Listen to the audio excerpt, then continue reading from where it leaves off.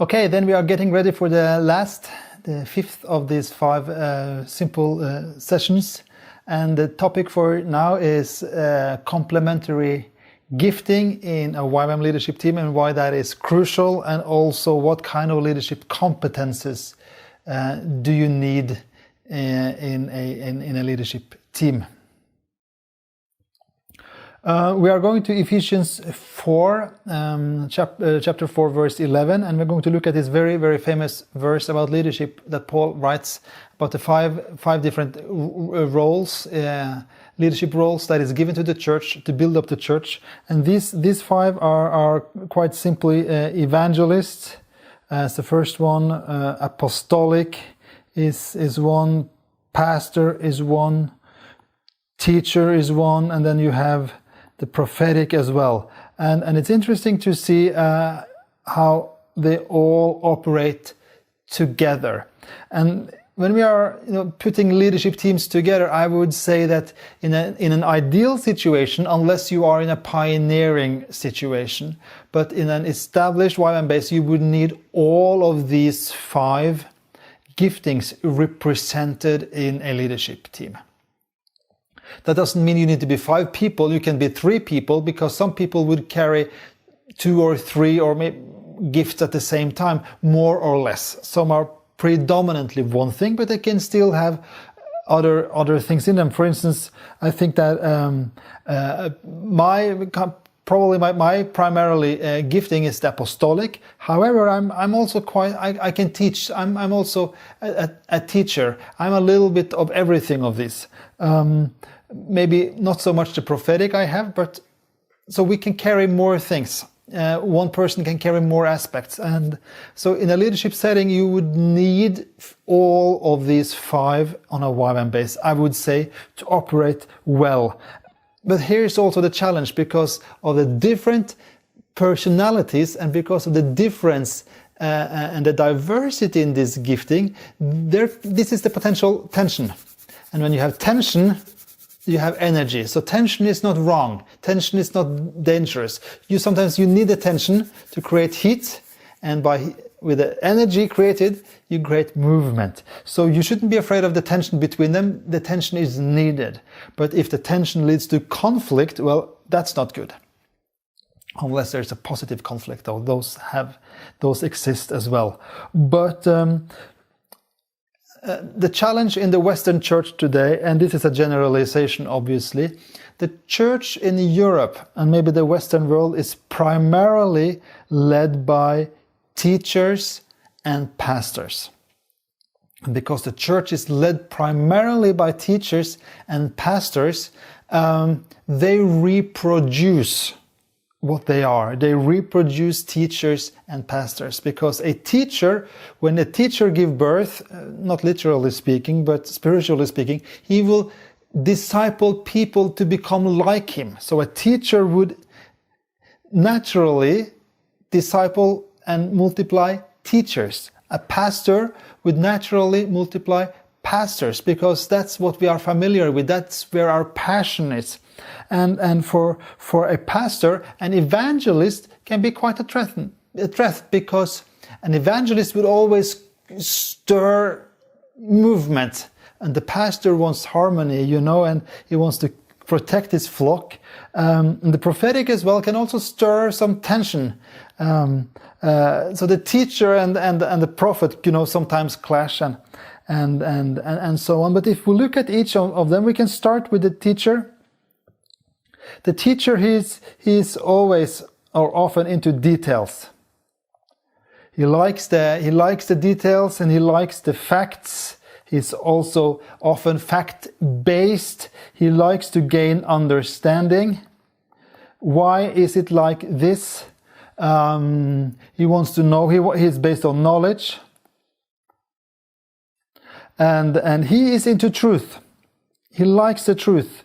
Is this biblical or is it not biblical? The teacher will often ask the evangelist, so where is your biblical basis for what you are saying? You need to go into the Bible and you need to discern everything that is happening based on the Bible. So he also likes development. He likes to develop, and especially people. He likes to develop people. So that is typical for a teacher. A pastor, he is often he cares. He's full of care and love, and he's people oriented. He loves unity and harmony. He loves the process, walking with people, seeing them come through, loves to talk just for the sake of talking, hearing, listening to one another. He's into listening, helping, very strong on helping, serving. And he basically loves people very, very much. Then we have the prophetic. He's into truth. Truth is the most important thing. He's into justice, what is just, what is right,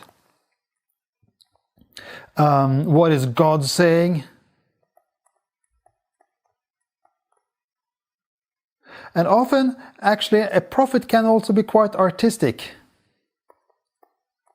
Can be into the arts. That's why, artists are the trendsetters in society, because they're often the prophetic voice. The evangelist, he's often very passionate.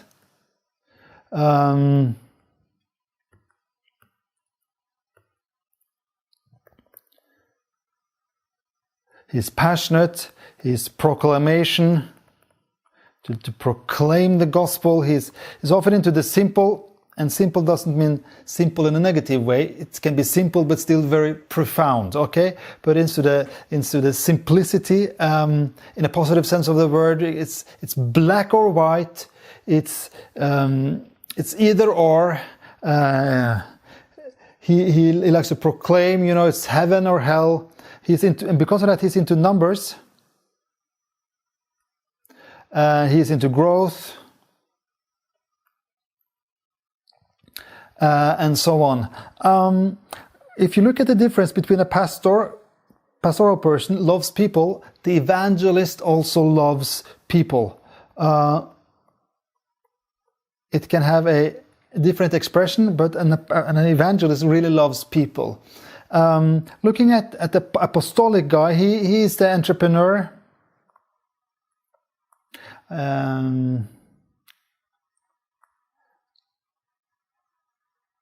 Entrepreneurship.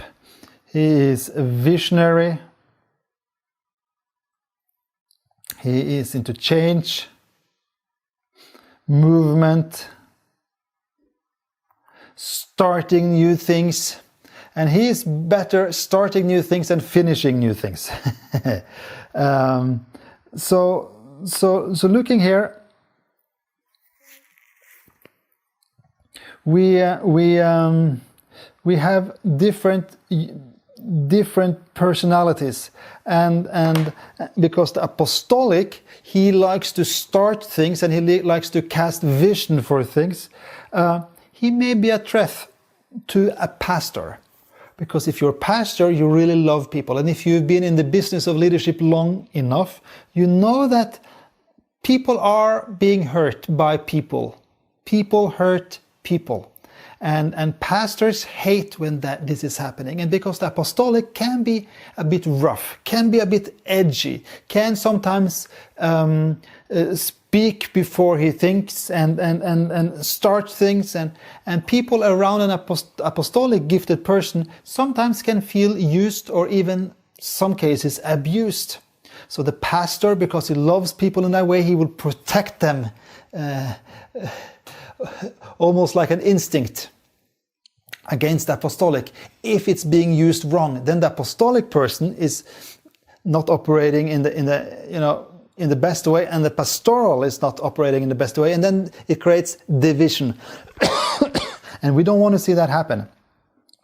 The teacher and the evangelist can also sometimes crash together if the evangelist is not aware of his weaknesses and the teacher is not aware of his weaknesses, because the evangelist is often about numbers, growth, love to tell stories, can sometimes exaggerate.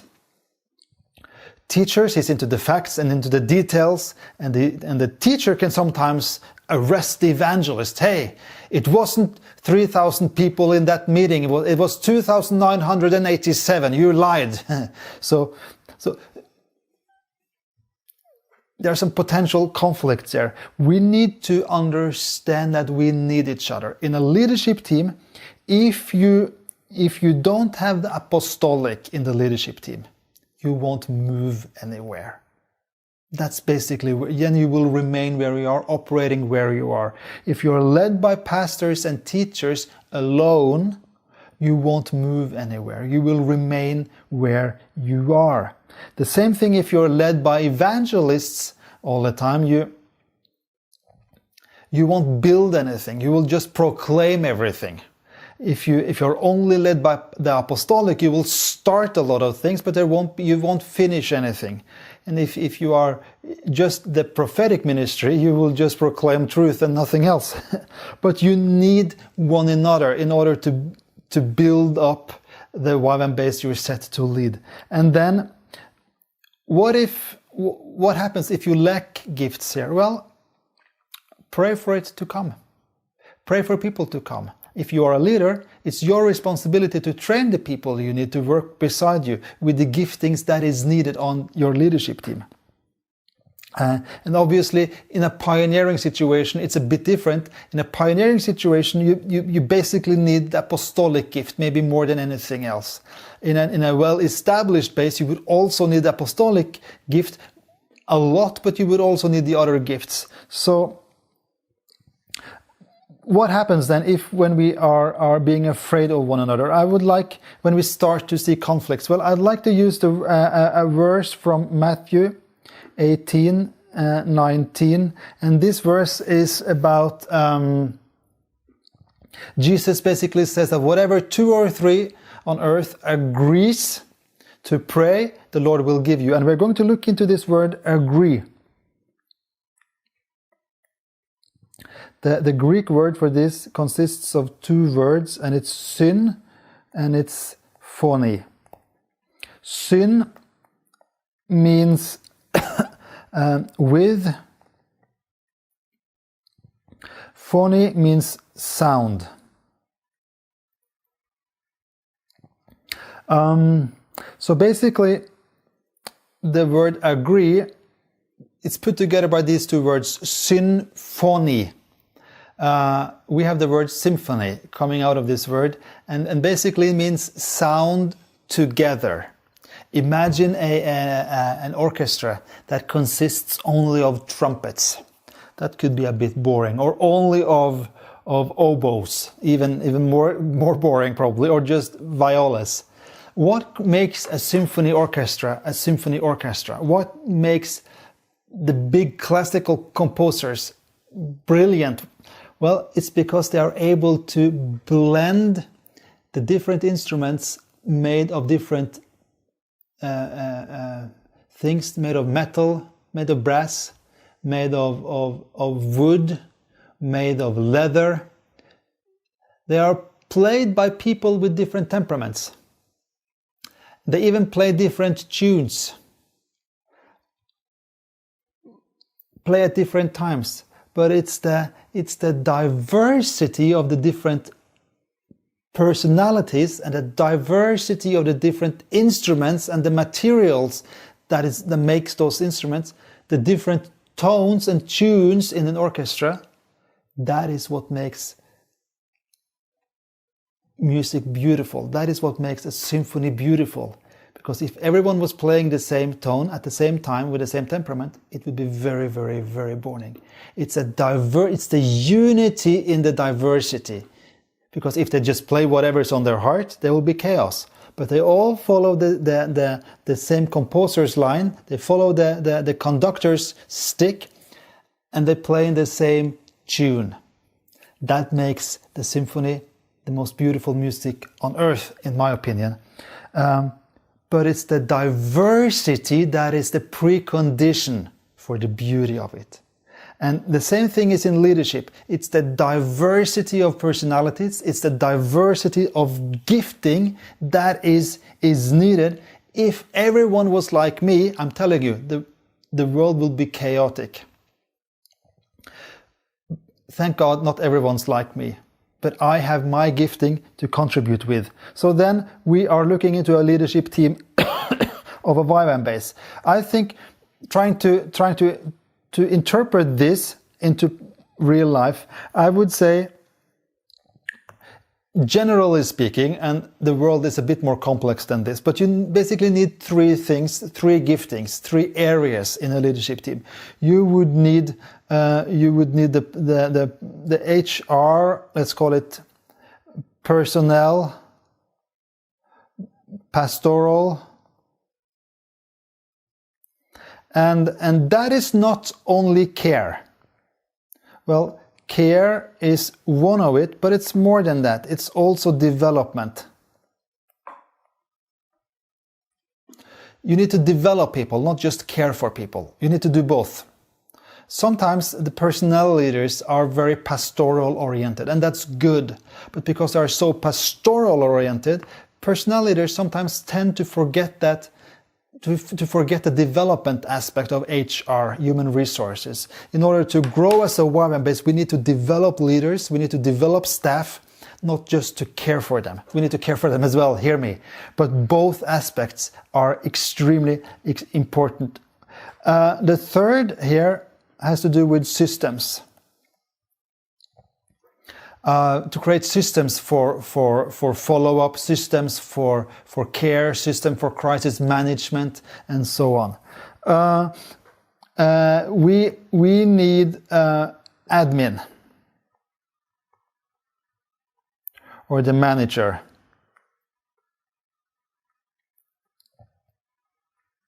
We need someone that holds the pieces together. That has to do with finances. It has to do with maintenance. It has to do of buildings. It has to do with communication. It also has to do with, obviously, with systems. And more, and this cannot be a one-man show. You need to build teams, and then you need the visionary aspect. You need the new things. You need the new things all the time, actually, and this has to do with entrepreneurship.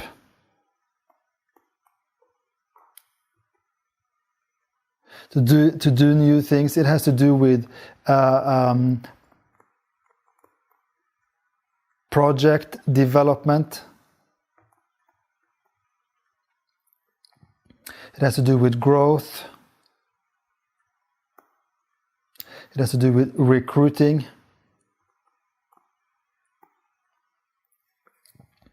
And it has to do with development, project development, yeah. So I would say when you are building leadership teams, these three areas, and I know this is a simplification of reality, it's more complex than this, but these are the three areas you would need to focus on. And obviously, if you're in a pioneering situation, life is a bit not that easy in that sense, so you cannot just hire people to do this or that, and you can't in YWAM actually, but in case you believe so. But on an established YWAM base, you would need all of this, because what happens if you lose, if you're not having that one, if that is out?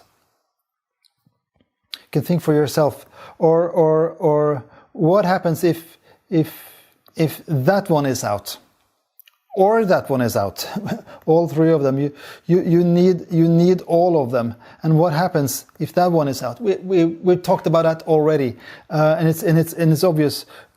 The challenge here is that we need to be secure enough in who we are as leaders to embrace the giftings that is different than my gifting.